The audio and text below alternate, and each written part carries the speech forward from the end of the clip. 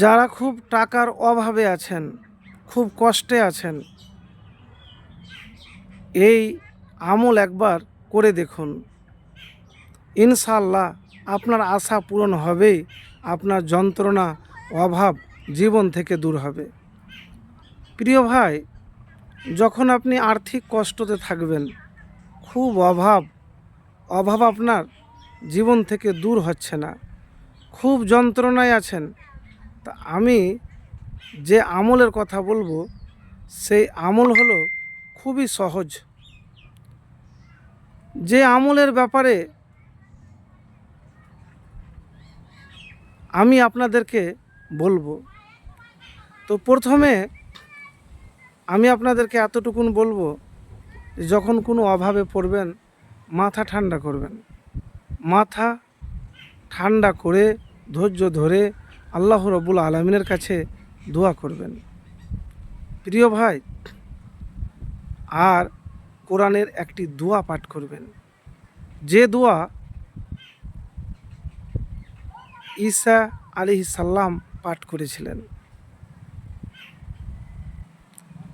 আপনি যদি অভাবের সময়তে এই দোয়া আল্লাহর প্রতি ভরসা করে পাঠ করতে পারেন, তাহলে হতে পারে ইনশাআল্লাহ আপনার অভাব দারিদ্রতা কষ্ট জীবন থেকে দূর হয়ে যাবে। তো সেই মহামূল্যবান আয়াতটি আমি প্রথমে বলবো, দোয়াটি, আল্লাহুম্মা রব্বানা আনজিল আলাইনা মাইদাতাম মিনাস সামাই তাকুনু লানা ঈদাল লিআউয়ালিনা ওয়া আখিরিনা ওয়া আয়াতাম মিনকা ওয়ারযুকনা ওয়া আনতা খায়রুর রাযিকিন।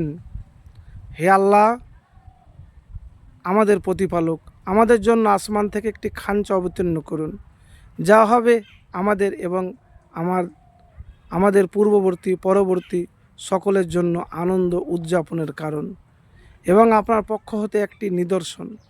আমাদেরকে নিয়ামত অবশ্যই প্রদান করুন, নিশ্চয় আপনি সর্বশ্রেষ্ঠ মহাদাতা। এই আয়াত আপনি পাঠ করবেন।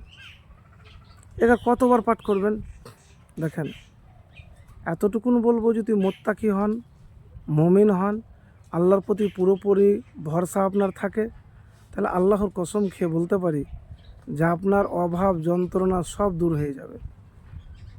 কিন্তু ভরসা আল্লাহর প্রতি লাগবে। এখানে বলবেন আপনি একবার পড়ার পরে আপনি বললেন আমি পেলাম না, না, চাওয়া পাওয়া আল্লাহ রব্বুল আলামিনের উপরে থাকতে হবে। আপনাকে পরিশ্রম করতে হবে, মেহনত করতে হবে।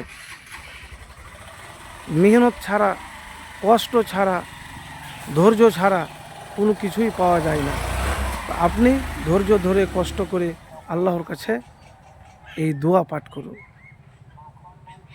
আর সব সময়তে পাঠ করবেন। কষ্টের সময় নবীজি বলেছেন, যে এই দোয়া পাঠ করবে তার কষ্ট দূর হবে।